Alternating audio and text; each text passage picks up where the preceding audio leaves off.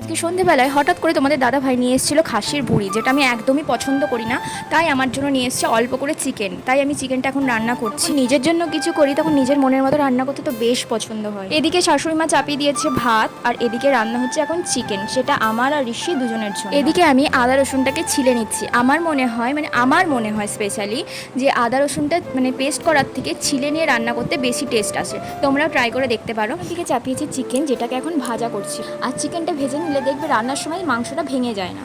চলে এলাম একদম পরের দিন বিকেলবেলায়। তার আগের দিন আর কোনো শ্যুট করা হয়নি। দাদাভাইয়ের আজকে ছুটি ছিল, তাই ঋষিকে নিয়ে আজকে বেরিয়েছে। যেটা আমার ডিউটি থাকে সেটা আজকে তোমাদের দাদাভাই পালন করছে। দেখো ঋষি কেমন চুপ করে বসে আছে, আর ওর পায়ে কামড়েছে মশা, যেটা আমাকে বাড়িতে এসে বললো, তাই আমি জানতে পারলাম। বলতে পেরেছে বলেই আমি সঙ্গে সঙ্গে ওষুধটা লাগিয়ে দিয়েছি। আর এদিকে সন্ধেবেলায় আমি বানাচ্ছি কামরাঙার আচার, যেটা আমি কোনোদিনও বানাইনি, আজকে ফার্স্ট টাইম বানাচ্ছি। আর পাশে হচ্ছে দুধ চা, যেটা বাবাই আর আমি এখন দুজন মিলে মুড়ি দিয়ে খাবো। এই আচারের রেসিপিটা আমি ইউটিউব থেকে বানাচ্ছি, ভেবো না যেটা আমার মাথা থেকে বেরিয়েছে। বানাতে বানাতে আমার ঋষি অনেক কান্না করছিল, তাই ঋষিকে দেখো এখন আমি কোথায় উঠিয়ে রেখেছি। ও অনেকক্ষণ ধরে কান্না করছে আমার কোলে চাপবে বলে, কিন্তু এই মুহূর্তে কোলে নেওয়াটা সম্ভব। কথা বলতে বলতে আমি এখন দেখছি ঋষি আর ও দিদি আর শুয়ে এখন মোটু পাতলু দেখছে, যেটা ওদের খুব ভালো লাগে।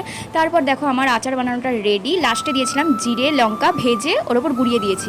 তারপর রান্না টান্না হয়ে যাওয়ার পর আমার এখন প্রচুর গরম লাগছে, তাই এখন আমি রাস্তার ধারে বসে আছি আর ঋষি ও দিদির সাথে খেলা করছে। একটু খেলা করবে, তারপর রাতে ডিনারের জন্য ওকে আমি ঘরে নিয়ে যাবো। অনেক তো বক বক করে ফেললাম। এবার যদি তোমাদের ভিডিওটা ভালো লেগে থাকে অবশ্যই একটা লাইক করে দিও, আর পাশে ওদিকে ঋষি ডিনার কমপ্লিট হয়ে যাওয়ার পর এখনো লেখাপড়া করছে। যাই হোক, আজকের ভিডিও এই পর্যন্তই। Tata, bye bye.